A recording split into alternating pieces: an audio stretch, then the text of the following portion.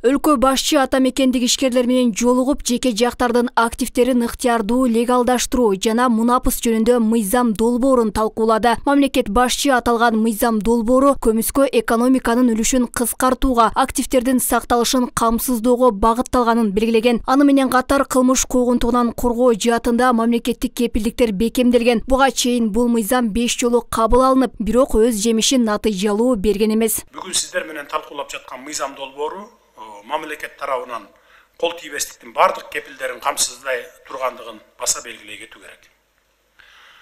Жогоруда белгилегенибиздей, капитал менен мүлктү легалдаштыруу дүйнөлүк практикада жаңы түшүнүк эмес.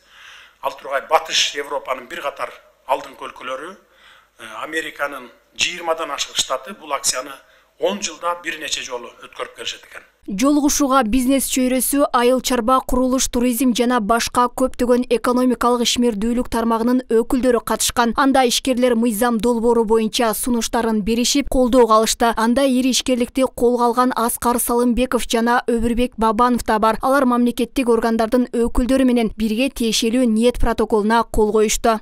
Бир топ мыйзамдарды карап чыкканда, бул өзгөчө мыйзам болуп атат. Бул болсо коомдун келишүү болуп атат.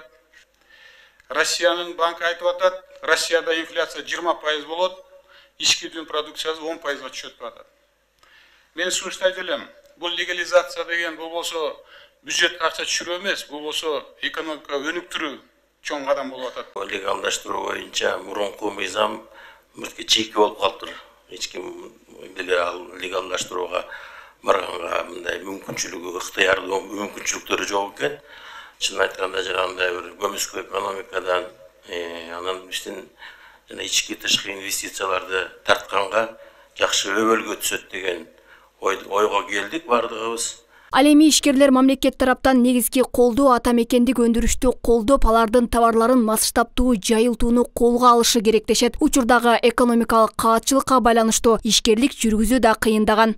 Легимдештирүү же болбосо ошо мунапыс жарыялоо деген жарлык бир мындай туура, бирок анын үстүнө ошол бул чоң бизнеске арналган. Биз бүгүнкү күндө экономикалык кризисте биз мына чакан бизнес көбүрөөк колдоо. Биз бүгүнкү күндө банк системасында колдоо, ошол учурда өндүргөн товарларыбызды колдоого муктаж.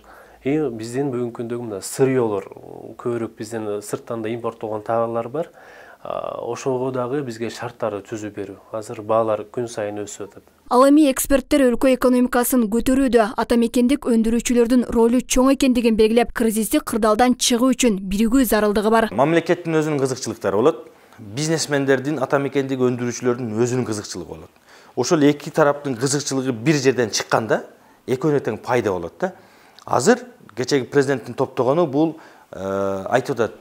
Бул өкмөттүн да кызыкчылыгы, бизнесмендин да кызыкчылыгы, элдин да кызыкчылыгын үчөөнү тең эске алып иш кылалы деген сунуш менен бет. Мына биз мунапыс кылалык, жеңилдик берелик, келгиле, кызматташкыла, иштешкиле деп атат президентчи. Укуктук жагын биз карап берелик.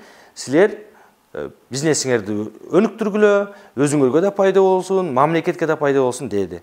Бул сунуш болду. Эске салсак, буга чейин өлкө башчы кимде-ким ишкерлерге жана инвесторлорго кысым көрсөтсө, кызматына карабастан катуу жазаланарын билдирген. Ал ишкердикти өнүктүрүү менен бюджеттин кирешесин көбөйтсө болоорун айткан. Кризистик кырдаалдан улам кымбатчылык күч алып, өкмөт ага карата антикризистик планды иштеп чыккан. Алмагүл Эркебай кызы, Бекмамат Султанов, 7 канал, Ош шаары.